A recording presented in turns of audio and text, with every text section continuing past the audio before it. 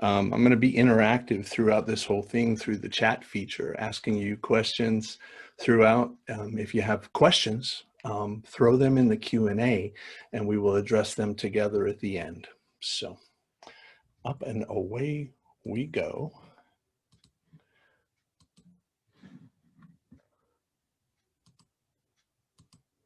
Okay, addiction to activism, recovery is the thing.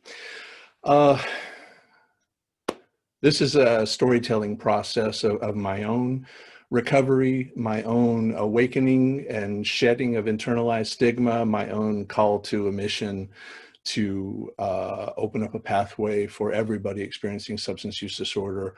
Once I discovered that my own thriving pathway was one born of dumb luck and privilege and not by design or policy and practice. Facts. The Coyote Clan activist on the front was 2 years ago.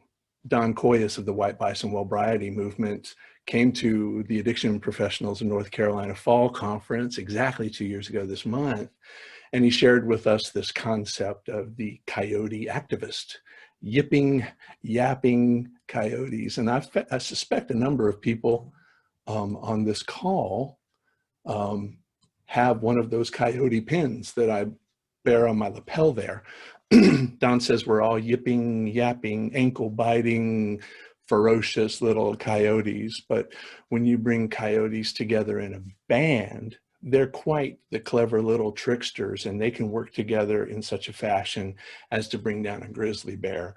And that's what we can do if we have the wherewithal. These are my disclosures. Nobody is telling me what to say right now. No dog in this fight other than sharing my experience. The last vulture there, I have no idea what I'm doing. I'm just the expert on what's inside my melon, my life experience of 5 decades on this blue marble, the education I paid way too much for, and then the varieties of spaces in which I have practiced and the people I have met and the wisdom that has been shared with me.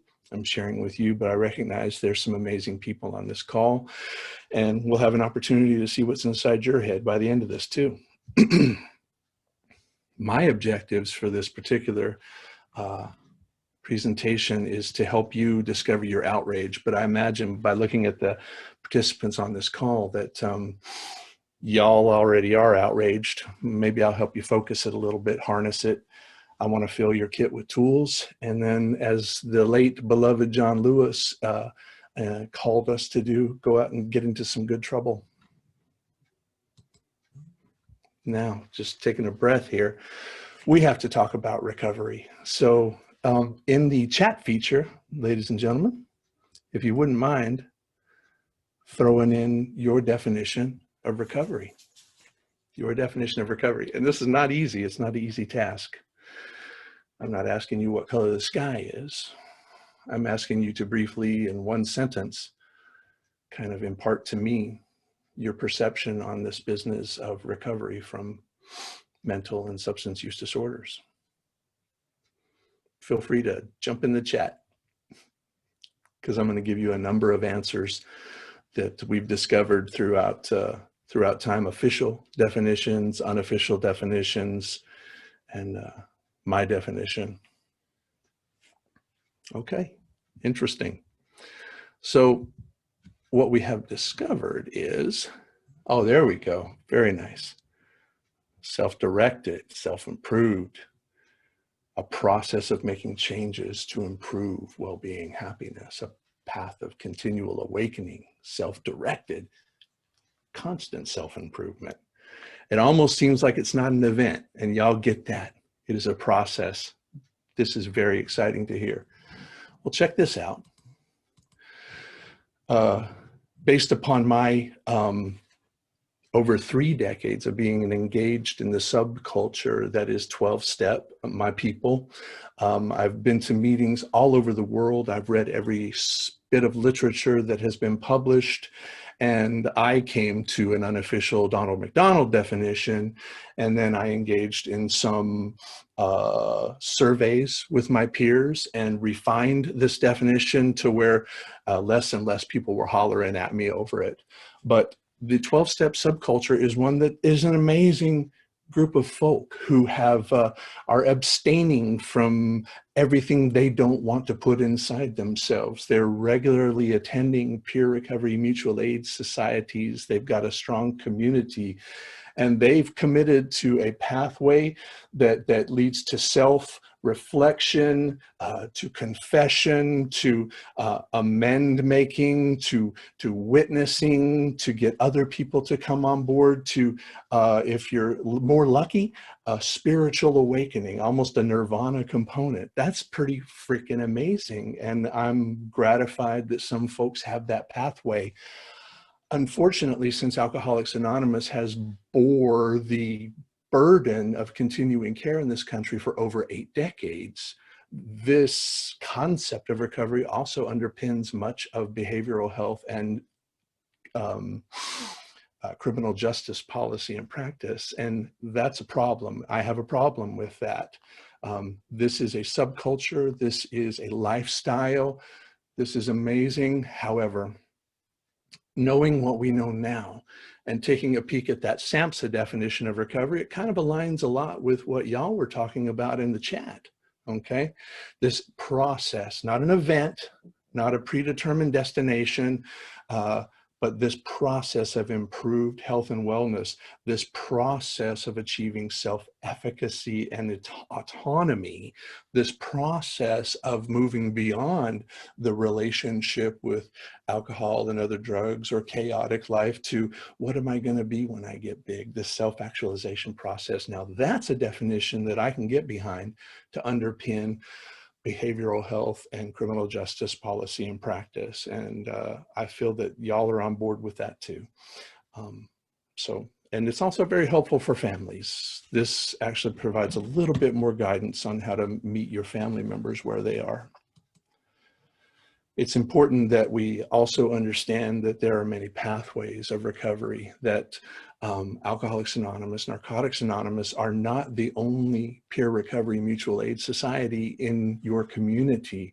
They may be rare and they may be hard to find sometimes, but they are present, and they've been growing in number for the past 2 decades, as far as I know.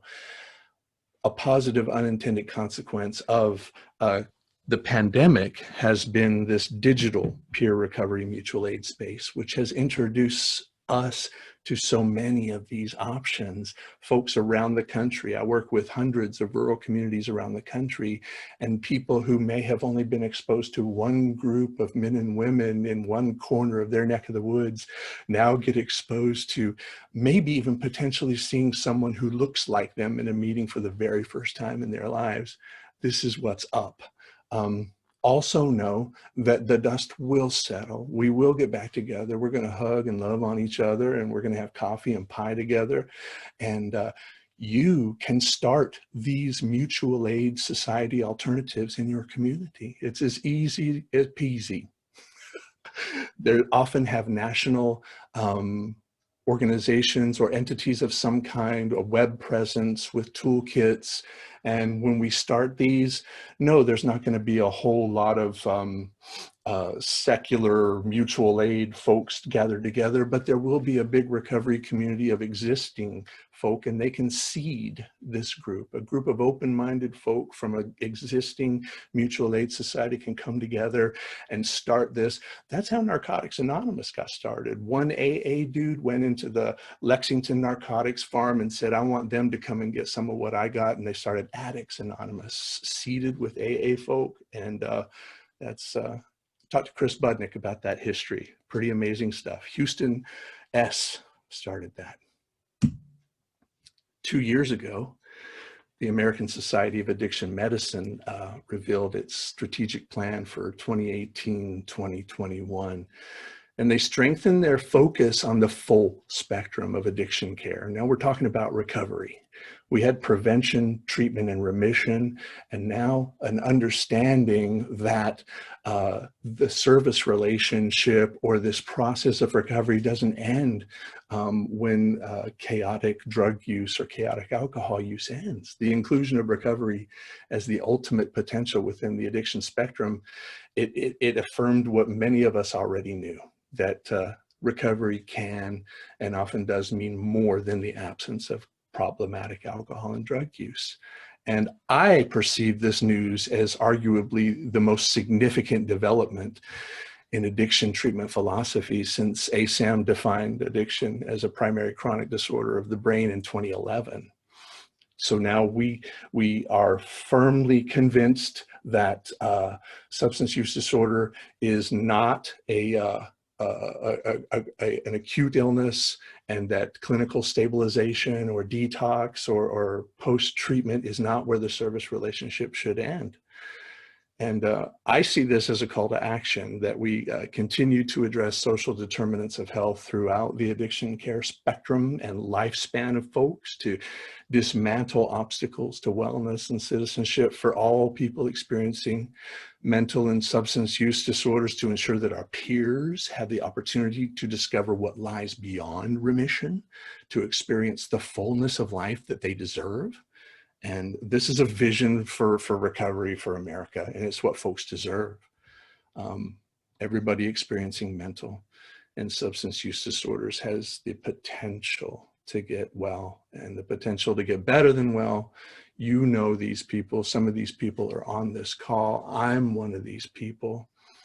And when we recover, it benefits our families and our communities, our state, our nation. It's pretty amazing stuff. However, as I have said, many of us stumble into this pathway of thriving recovery, often precariously, often by chance, sometimes by design. But that's unfortunately true. I personally have lost 2 family members where it was very clear that systems were designed for them not to succeed very easily, that systems conspired against them, even family system itself. So we can do much better. We are doing better, and we need to continue to do so. And I'm going to get to the root cause of why this is even an issue with all that we know and all that we've done, why this continues to be an issue. Okay, so when we're addressing opening up opportunity for folks, addressing the stigma surrounding substance use disorder, dismantling discriminatory barriers to wellness, one of the most potent tools in our kit is storytelling. And I've designed this presentation to be a story and to model for you the storytelling process that I've discovered works the best for me, and I hope will be adopted by a good number of folk. So there I am. I hit the blue marble. The hit song on the radio was Light My Fire by The Doors. I was born into a perfect chaos, exquisite chaos of adverse childhood experiences, of poverty, of hunger, of violence, of family history, of mental and substance use disorder, of insecurity, of instability, of survival. That's what this little chipmunk cheek dude was born into by no choice of his own. And immediately my brain began wiring itself for survival, growing crooked up through the forest and up through the cracks with this instinct to survive. And this is when it all started. So in your chat, ladies and gentlemen, what percentage of folks experience ACEs, significant ACEs, people with substance use disorder who also have significant ACEs on board? You can express this as a percentage or as a ratio. What do you think? A third of us? Quarter of us? All of us? What do you think?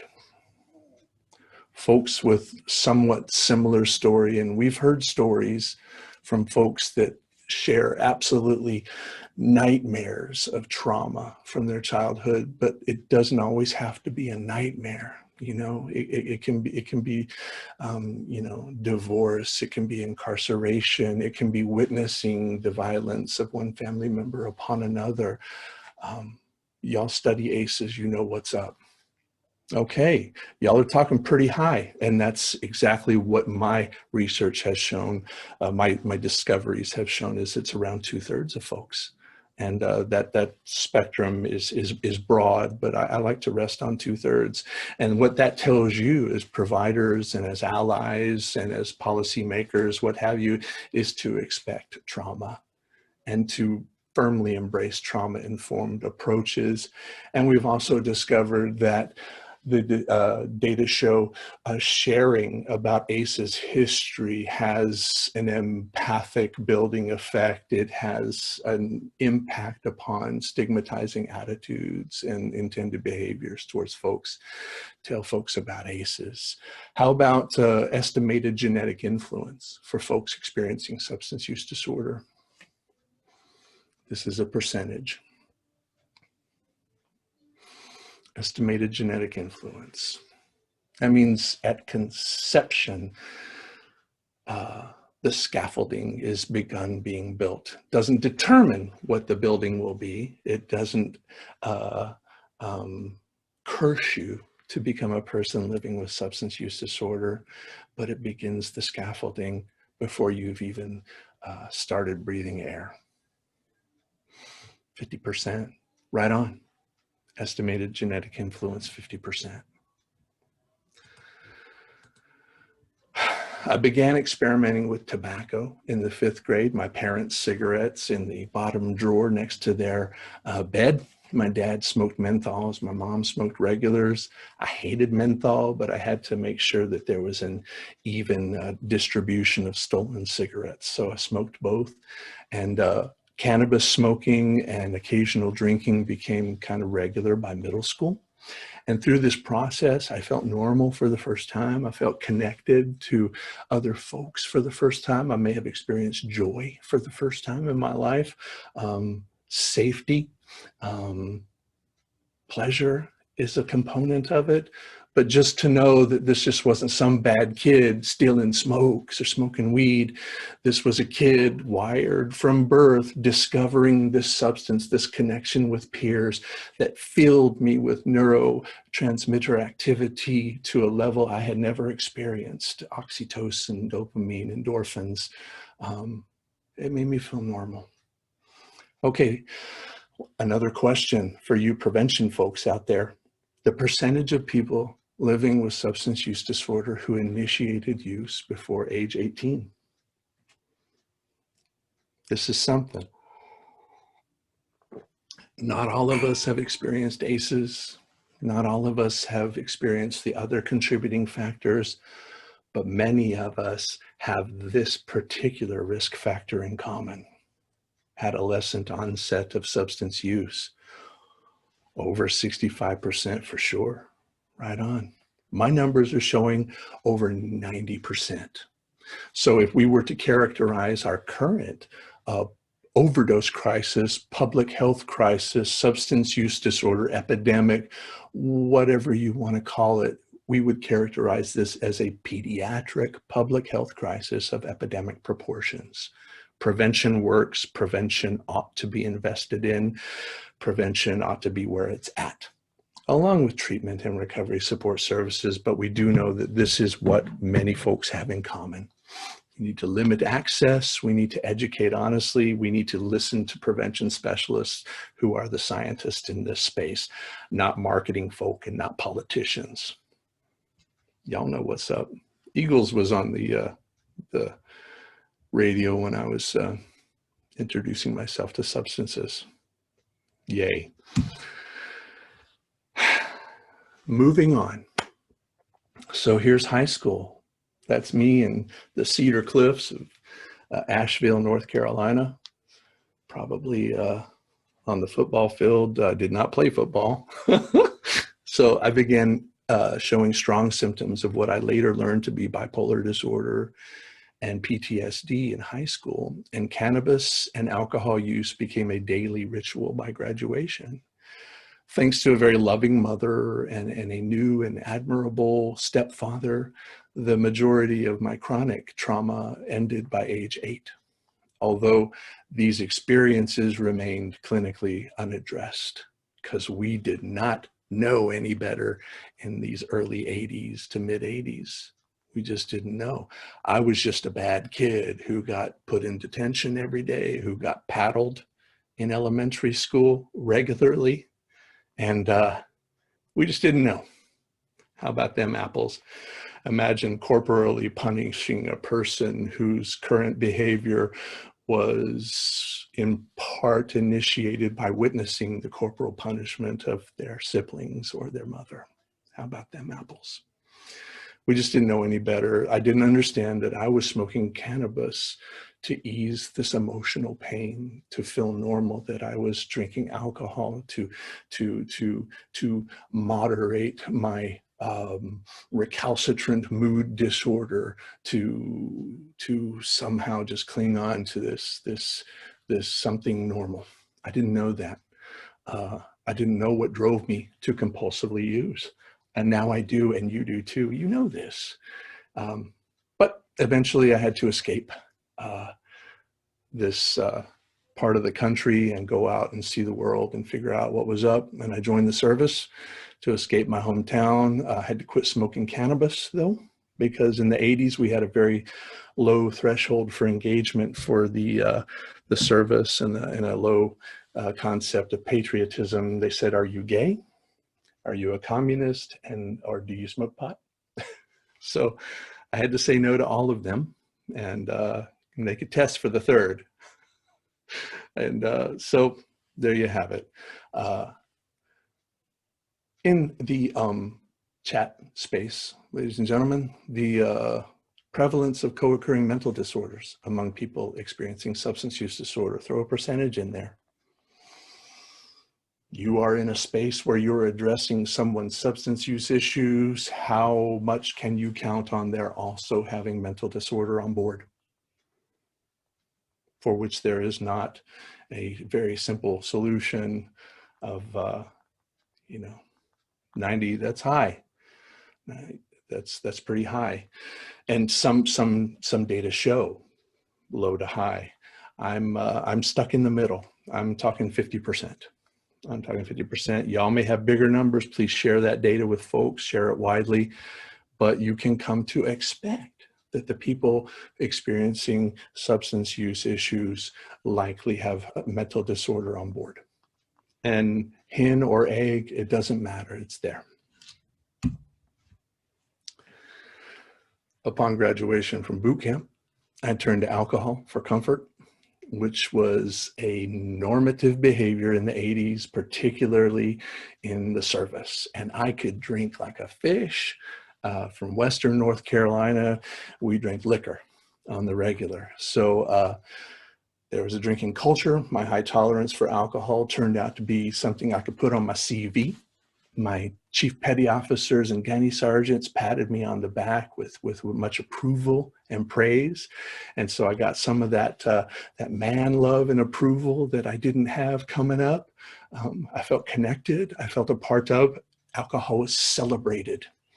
And daily binge drinking was the norm. Show up in my wrinkled uniform and fight communism all day and drink all night. That's what I did. But that's not sustainable for anyone, no matter your tolerance. So fortunately, the Navy gave me a treatment event. And it was a lovely treatment event that saw substance use as the primary and exclusive issue that they were addressing. And it was a nail and they had a hammer, but that's okay. Everyone got the same treatment, no matter their trauma or other issues, whatever. This worked out for me. This worked out for me. It was a very structured environment that I was in.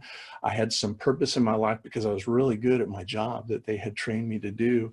And I had also found me a partner. I had married a young woman that I met, and it created additional stability and anchor to this world. And so it was enough. And I served honorably and substance-free for a number of years, and made rank, made medals, and it was pretty awesome. But here we go. Dislocation, isolation, destabilization, trauma, stress transpired in my life, and I experienced a return to use. I experienced a divorce. I got transferred to an isolated duty station in the Indian Ocean. War broke out in the Middle East, and my responsibilities as a naval intelligence operator were rather stressful. I was not a combat veteran, and those men and women have faced traumas that I can't even comprehend, but this is not a trauma measuring contest. I experienced these stressors, and I experienced a very predictable return to use. I was dislocated from my recovery folk that I had in Florida, and returned to use. And it was a big, bad, nasty one, and to the point where they asked me to go home. They gave me an honorable discharge, but they said, you know, go on back to North Carolina and you do you. And I said, hey, I got this. And that's what I did. So in your chat feature, ladies and gentlemen, and I'm drawing this from the McClellan study comparing alcohol use disorder to asthma, hypertension, and diabetes, the percentage of folks who initiate substance use recovery process and experience a return to use. How can we data show we come to expect that this may happen, and not entirely lay it on the shoulders of the individuals who experience return to use recurrence, or formerly called relapse?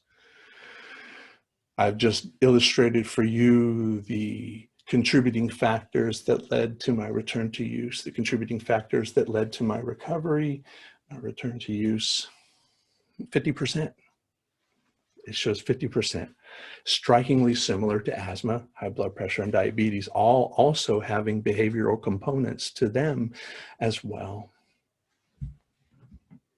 But I was never called a fried chicken abuser when my hypertension fell into a recurrence, or I stopped following my recovery management protocol, taking my medications. Never got called a French fry abuser. Facts. All right, moving on. I spent the next 12 years going through the same cycle of wellness and recovery, followed by illness and alcohol and drug use. During that time, I married the absolute love of my life. I went to school to become a teacher, another victim of the Dead Poets Society. I fathered 4 incredible children. And when I was well, I was absolutely amazing. When I was unwell, I broke your heart. Some days I seemed to have everything unceremoniously. On other days, I threw it all away.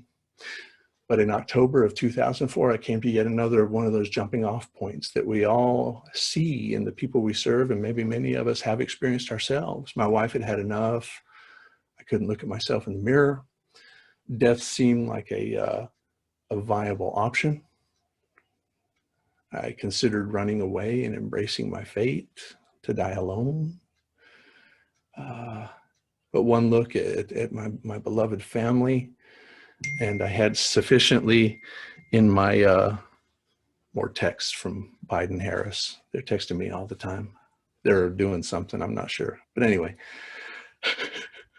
death seemed like a viable option. I looked at my family, and I was anchored to my family through many of the protective factors that had been built into me through that trajectory changing moment when we left the hostile environments of my youth. I had sufficiently within me this image of a man who was good enough, you know, suited up, showed up for work, was a decent husband, a decent father, and whose life was not in chaos and hijacked by the relentless pursuit of alcohol and drug use. I had a vision of that human being, and I also had a vision of this person who embraced his fate, who hated himself and also strongly believed he did not deserve anything other than to die homeless and alone. I had these two visions, and I, in that moment, as many of the people we've worked with, and as some of you have experienced, I said, I want one more time, one more treatment event. I want to stop this. I want to live. And this is a crucial point. This is that window. You all know what I'm talking about.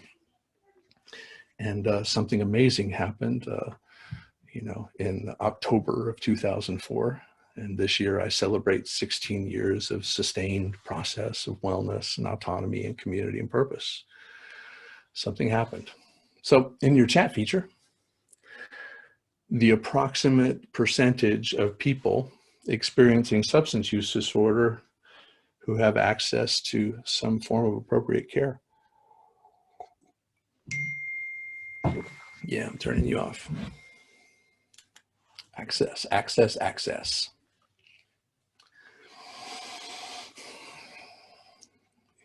We often hear it expressed as a ratio or a percentage. We hear politicians who are on our side of this issue hollering it into microphones, saying how unacceptable this is. If we had a family member experiencing asthma, high blood pressure, diabetes, or some other medical issue, this low percentage of access would be untenable, unacceptable. We'd be outraged. But because of the behavioral component or the potentially illicit aspect of this particular chronic brain disorder, this discriminatory barrier to appropriate care exists. 10%, 1 in 10. We've seen a bit of a spike, and data show varying numbers, but consistently on the very low end, we've experienced a bit of a spike in access with the billions of opioid-specific monies that have been sent down to states to address this. Even in North Carolina, we have celebrated a rise in the initiation of medications for opioid use disorder attributed to, this influx of money. In a state where our legislature refuses to expand Medicaid in any form, continues to cut behavioral health funding to our LME MCO system, covering the people who are uninsured. It's a hot mess in one of the deadliest public health crises in global history and a pandemic. The stigma surrounding people who use drugs and people who have problematic alcohol and drug use exist. And we ought not be okay with that. How about them apples? What turned out for me is I had an employer who gave me a month off. No questions asked. Well, he did ask a couple questions. He was asking if I was shooting up in the bathroom or anything like that, but he was surprisingly more woke than any employer I had ever had up to that point. He said, you take you a month off, you get right with the world. We'll hold this chair for you when you get back. You take care of yourself. And HR called me during that month to check on me, to make sure I was okay and offer me more support. I had insurance coverage to pay for this treatment event. This was a great treatment center, that treated me with respect and dignity. They recognized the contributing factor of my co-occurring mental disorder. I had psychiatric care. I had medical care. Also, so some of the ravages on my body, the hypertension and the high cholesterol, things that we were addressing. They had trauma-informed individual and group counseling. And they had the presence of licensed clinical addiction specialists. They had the presence of people with lived experience. This was a game changer. I think psychiatric and trauma care put me on a level playing field, helping to manage my mood disorder, teaching me coping skills so that I could embrace the recovery lifestyle long enough to change inside. And I'm grateful that I have health insurance to this day. Because I have access to continuing to receive clinical services and medications and healthcare, primary and specialty care, recently had surgery under specialty care, all these things that I deserve as a human, a basic human entitlement to have access to healthcare, which does not exist in this, the leader of the free world. Unfortunately, it does not, but we can demand it. I had, what happened after treatment was super important. I had a safe place with robust recovery supports in my very own home, in this home. We don't recover in treatment, we recover in our community. I found my people through a vast selection of peer recovery mutual aid meetings. Because of dumb luck and privilege, I had no criminal justice system entanglements. So I readily found my purpose through opportunities of meaningful work and higher education. And I found my autonomy through simply the passage of time, staying alive and well long enough to experience the celebration of successes, the lessons of failures, and the rewards of authentic human relationships. And that's what recovery means to me. Find your people, find your purpose, and find yourself.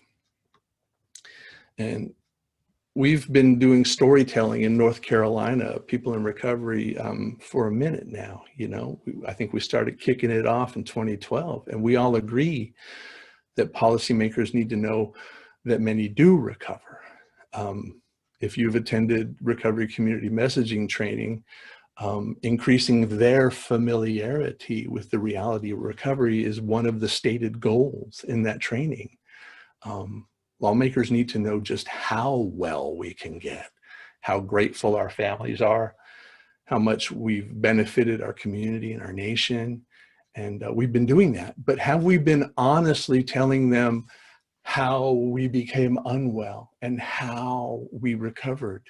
Do you even know how you got well? Do you even know how you got better than well? I eventually took a searching and fearless inventory of how I got ill, how I got better than well. And I've done so with the story that I just told you.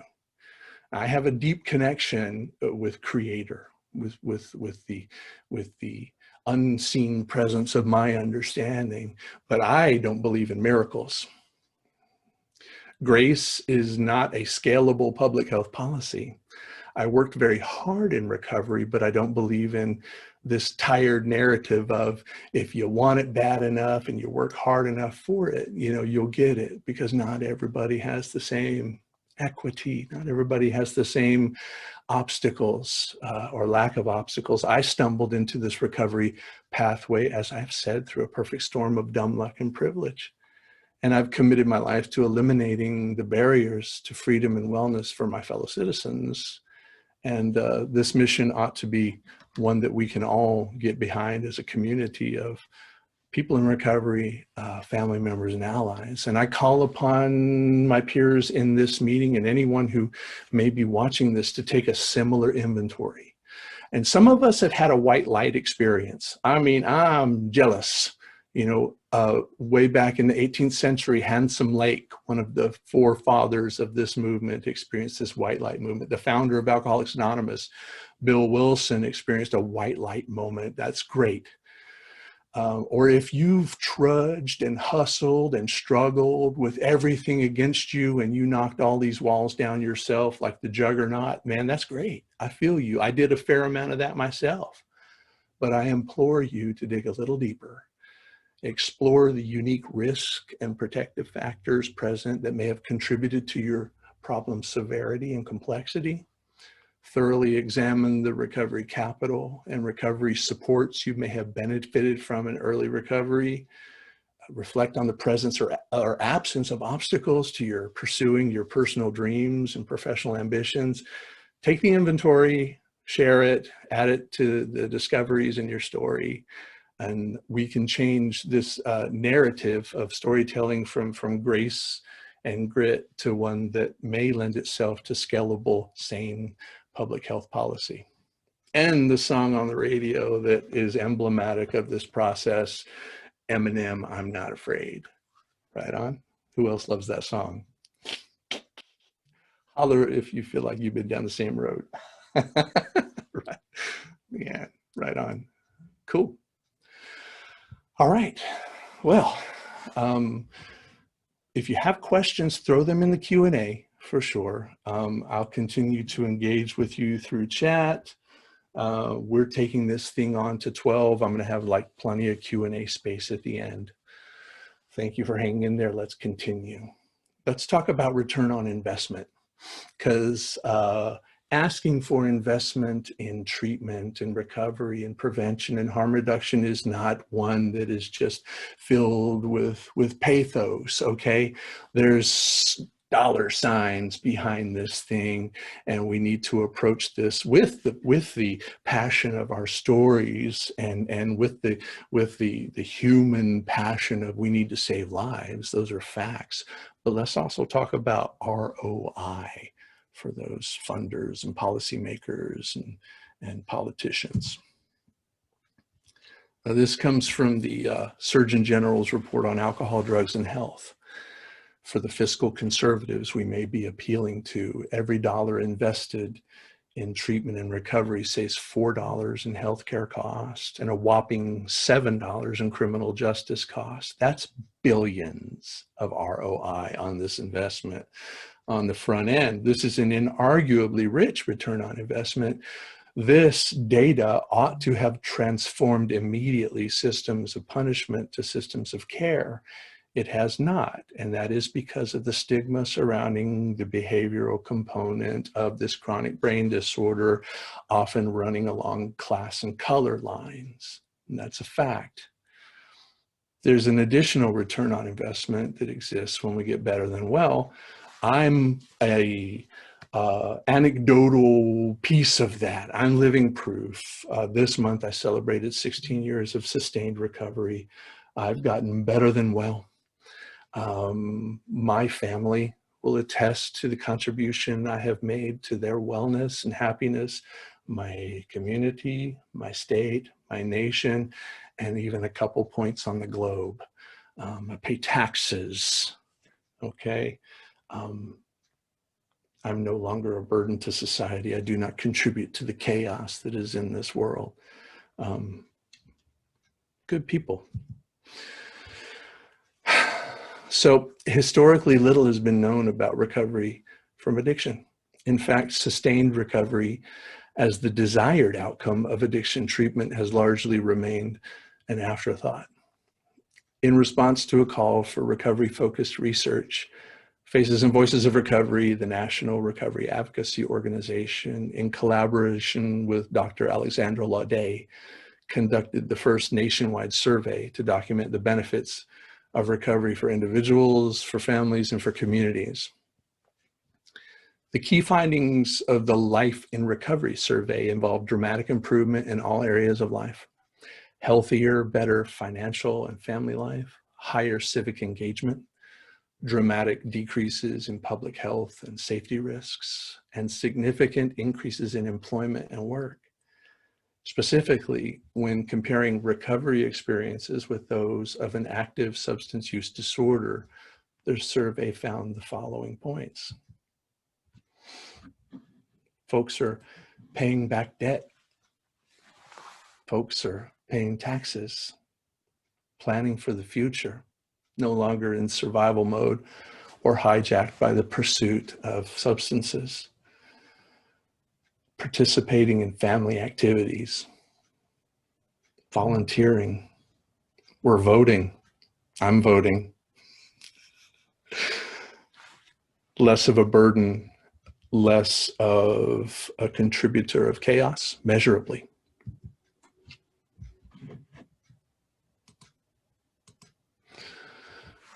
More folks are getting insurance, getting employed.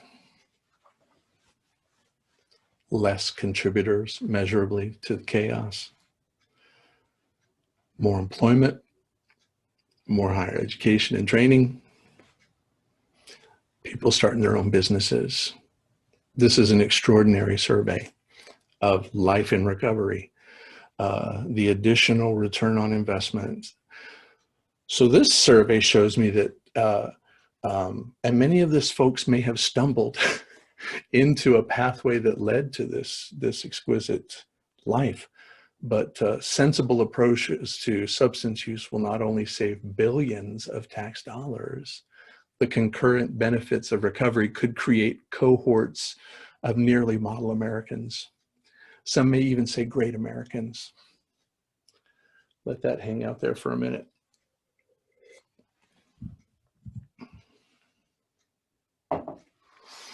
To this point, we've been talking about the benefits of folks accessing care, of initiating or sustaining recovery, reducing the stigma surrounding people experiencing substance use disorder. But this is a Star Trek Picard episode early in the first season, going on a mission to save the galaxy. And he needs one of his former shipmates for this mission. It is a crucial mission. And she, through the course of her life and the experiences of trauma, some trauma he even contributed to Captain Picard, she is compulsively using snake leaf in spite of consequences. She is smoking snake leaf. And he says, I need you now. He doesn't say, wait until you get that under control, you know, yeah, snake leaf abuser. He says, I need you now, Rafi. And she interviewed online about this. And she says, I really wanted to show with Rafi that she's still viable. She still has a lot to contribute. And this character has not initiated a sustained recovery pathway on that show yet. This is a fact. So why is this important? Okay, it's one thing for us to speak to the valued contribution made by persons in recovery. We rightfully celebrate the progress we've made. The tables that I and my peers have been able to sit at, the policy tables, the workforce tables, the surging peer-based workforce that is rightfully recognized as a crucial component to responding to any crisis. We rightfully celebrate that.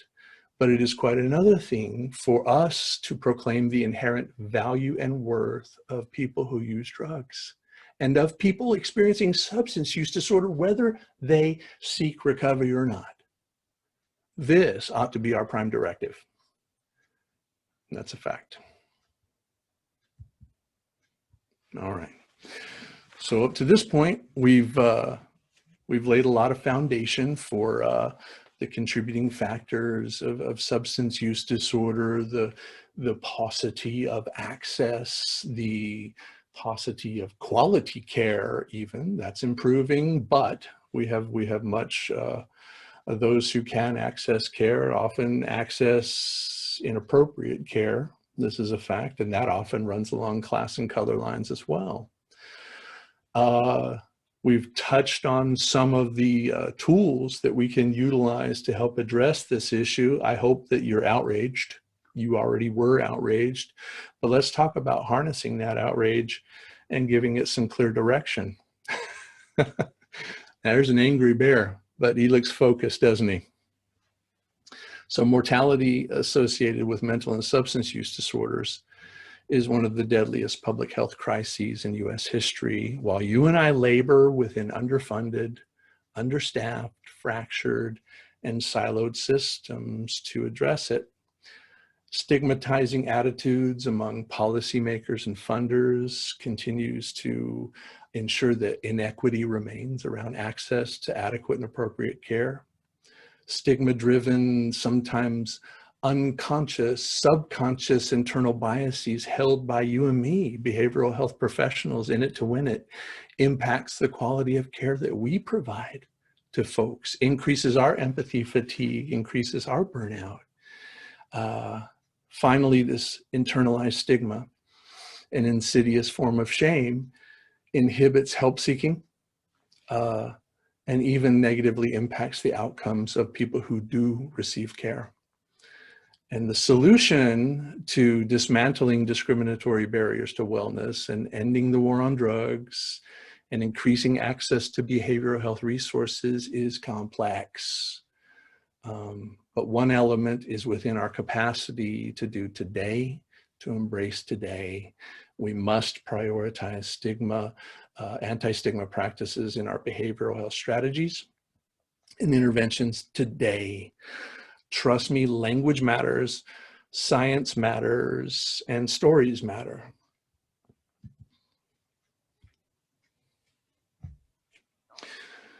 Throughout the course of our work, everyone we encounter experiencing mental and substance use disorders has the potential to get well, and then the potential to get better than well if they have access to sufficient support.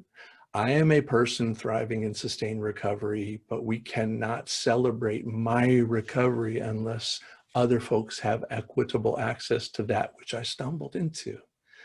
I did not achieve this wellness because I wanted it more than my peers, or because I worked harder than others, or because I'm morally superior to my fellows.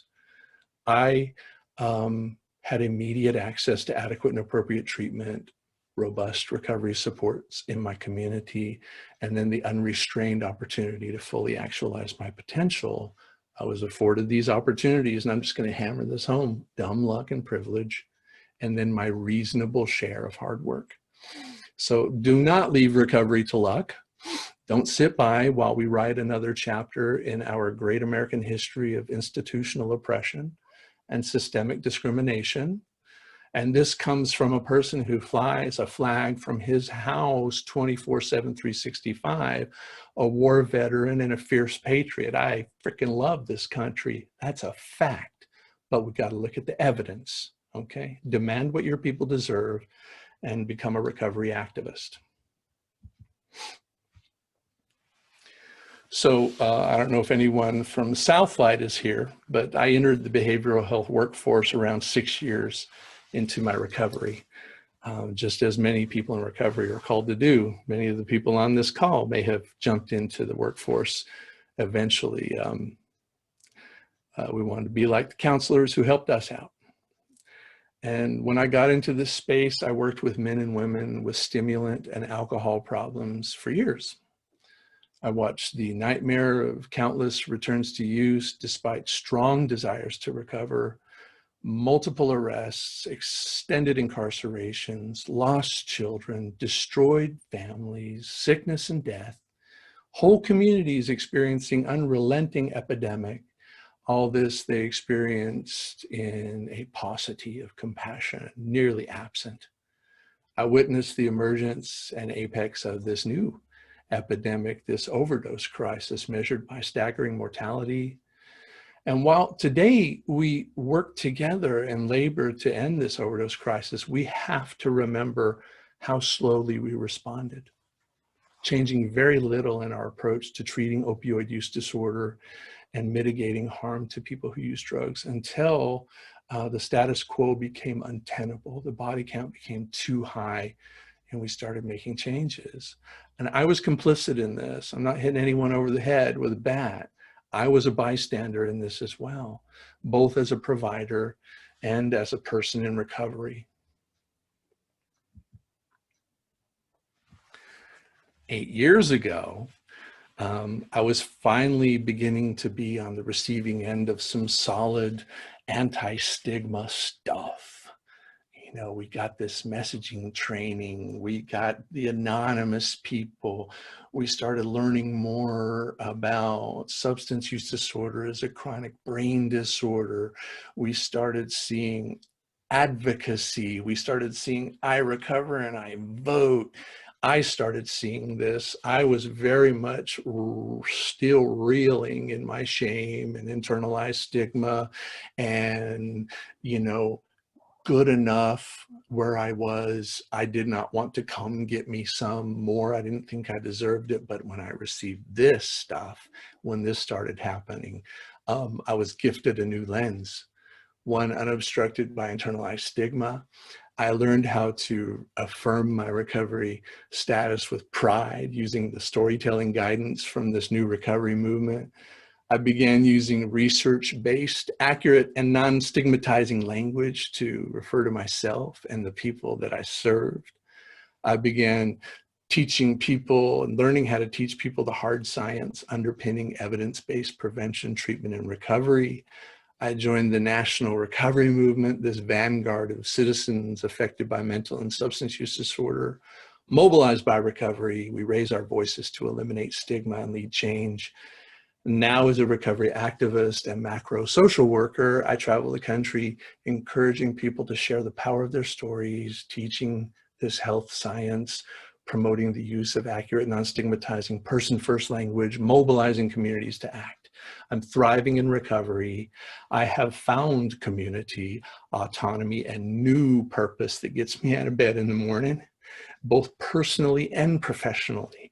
And I can draw a line from this exquisite way of life straight back to that trajectory changing period around 2012 here in North Carolina, when the narrative changed to we are thriving in recovery and we deserve to thrive and we deserve to live full lives. We did not choose this for ourselves. How about them apples? People and families and allies, we deserve this. Okay, now, much talk has been made around stigma. Much talk has been made around stigma. Let's check out this chat here. Yes, Hillary. Right on, Leanne. What is stigma? Let's come to a common definition on this. Stigma. My favorite, and many of you have seen this slide, and it's my organization currently has adopted it into their training materials as well, nationally. And I enjoy this definition because it reaches back to the ancient roots of stigma, which is biblical in its origins. It is a mark placed upon an individual who has transgressed against God. And this mark is so that we can label them and banish them to the woods or trod upon them with our heel because they are no longer one of us. They are no longer fully human. Today, this mark literally is an attribute that we did not choose, whether it is the color of our skin, our gender identity, our sexual orientation, our ability status, our national origin, our religion, our diagnoses. We get labeled with this attribute and it discredits the rest of the content of our character. It's a violation of basic human rights. The marked individual cannot actualize their potential. The marked individuals are hampered in their pursuit of happiness. This is a crime against our fellow human beings. I love this definition so very much. The additional crime perpetrated on individuals in these marginalized populations is internalized stigma. It seeps through. From Drapalski, we cognitively and emotionally absorb these stigmatizing assumptions and stereotypes. We believe them about ourselves. And subsequently, we don't seek help because we don't deserve it. Even if we access care, we have trouble getting well because we don't feel like we deserve to get well. The mind is a powerful thing. Internalized stigma is a heinous thing. I experienced this. I'm sure many of you have experienced this, whether you have substance use disorder or not. As I have told you, this is true about any marginalized attribute that we in this world have come to mark people with and subsequently engage in discriminatory behaviors against. And later in this presentation, I'm going to show you an illustration of the stigmatization process with a new resource that came to my attention and has changed my life in my approach to addressing stigma. Okay, here we are. Come get you some tools. Come get you some tools. And after we go through this, we'll jump into some Q&A. Required reading. As I told you, this illustration of the stigmatization process. And there's a link to this in my presentation, the Health Stigma and Discrimination Framework, a global cross-cutting framework to inform research, intervention, development, and policy on health-related stigmas, 2019. It illustrates the stigmatization process as it unfolds. The authors break down this process into a series of constituent domains: drivers and facilitators. Now, the drivers are these judgments, these stereotypes, these prejudices that we all have. Neither good nor bad, they simply exist and they spin around in our melon. We are products of our socialization. Okay, they exist. However, facilitators, we may be in a cultural normed society where these drivers get to see the light of day and come out for air and find companionship, gender, social norms, the legal environment, the legislative and policy environment. Our refusing to expand Medicaid is one of these facilitators of the drivers that is a bias against people who use drugs. Facts. And when they get to come out and see the light of day, they eventually make their way to an individual, and an individual gets marked with that label. Okay, and they get marked with it, and they individually begin having stigma experiences, internalized, perceived, and stigma practices begin happening in this particular culture, stereotypes and prejudices and discriminatory attitudes, and these lead to outcomes that these individuals will experience. Thank you, Scott. Affected populations are experiencing access issues, discriminatory obstacles. Organizations and institutions, we see the outcomes in their policies and practices and cultures and norms as well.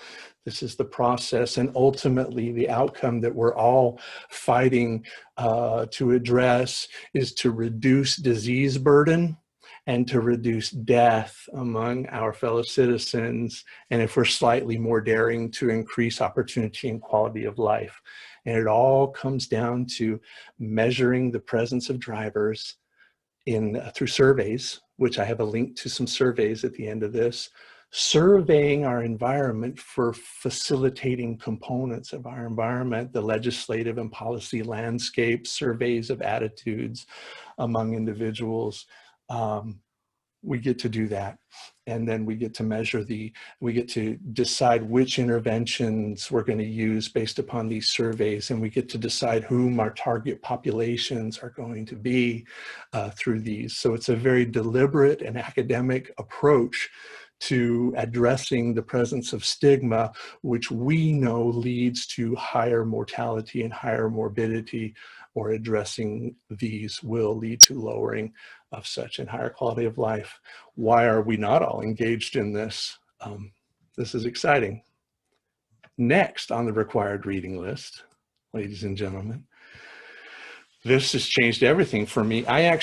This became practice-based evidence. I was engaging in a number of behaviors to address stigma, and my community stumbled upon this book and discovered that there was evidence to support. So then I could begin saying, I'm engaging in evidence-based anti-stigma work. Ending Discrimination Against People with Mental and Substance Use Disorders, The Evidence of Stigma Change 2016, required reading if you want to address stigma. This report provides deep understanding of stigma related to mental and substance use disorders, the science of communication, data from large-scale campaigns, and the evidence behind specific anti-stigma strategies such as accurate non-stigmatizing language, storytelling, education around the brain science and ACEs and contributing factors, and even the evidence behind activism and advocacy coming together to publicly protest the stereotypes of specific individuals. Right on, the evidence for it. So we've got a framework for addressing stigma. We've got a big book of tools to support the evidence behind it. Now we need to get some specific tools for our anti-stigma activities. Bam. This business of transitioning to person-first, accurate, non-stigmatizing language is not a PC movement. This is data supported. This is a simple matter of changing our language, and the outcome is saved lives and a reduced disease burden and higher quality of life. Go to recoveryanswers.org. Recovery Research Institute is a leading nonprofit research institute dedicated to the advancement of addiction treatment and recovery. It is the repository of relevant research related to the role language plays in discriminatory barriers to wellness. And in an answer to a call for unified language, it created the Addictionary. This is a glossary of all behavioral health terms with stigma alerts where appropriate. So if, ought I be saying this? Well, look it up on the Addictionary. And if it's questionable, it'll let you know. And it'll let you know what data or research support this contention that it is a stigmatizing or potentially stigmatizing label. So come get you some. We, and I dig a little bit deeper on this one, but y'all know what's up with the language. We got to stop saying substance abuse and substance abusers. We got smoke and gun data on that one. That is old school, y'all. I mean, need to get with it. Substance use prevention, substance use treatment, substance use policies and practices. Clean and dirty, former addict, relapse. The pejorative language has no place when our prisons are overflowing with people who use drugs, and our morgues are filled with people who have died from some drug affliction. If we're engaging in pejorative language, it's like we're at war with these individuals and we're trying to protect our psyche against the atrocities that are committed against them. Stop doing it. There's no such thing as addicted babies either. However, we do have a nightmare of substance-exposed newborns and much policy funding and practice to try to address that. My own organization is providing technical assistance in this space right now. So I want to get into addicts and alcoholics for a second. Our good friend, Robert Ashford with Recovery, Unity Recovery Community Organization, and other authors published some great work on and came up with this concept of recovery dialects. While we don't want allies and we don't want policymakers and funders, and we don't want the media, and we don't want others to be calling me an addict, we must recognize that this is a subculture, an 8 decades old subculture in our society that has taken possession of these words and finds power in these words. They are their words. When you sit in that room and you say, I'm Donald and I'm an alcoholic, I know what that means to me. And you can't tell me not to say that, but you can tell other people not to say it because it's a label, and we know what labels are. Labels are part of that stigmatization process, so we can discredit the rest of the content of people's character. That's a fact.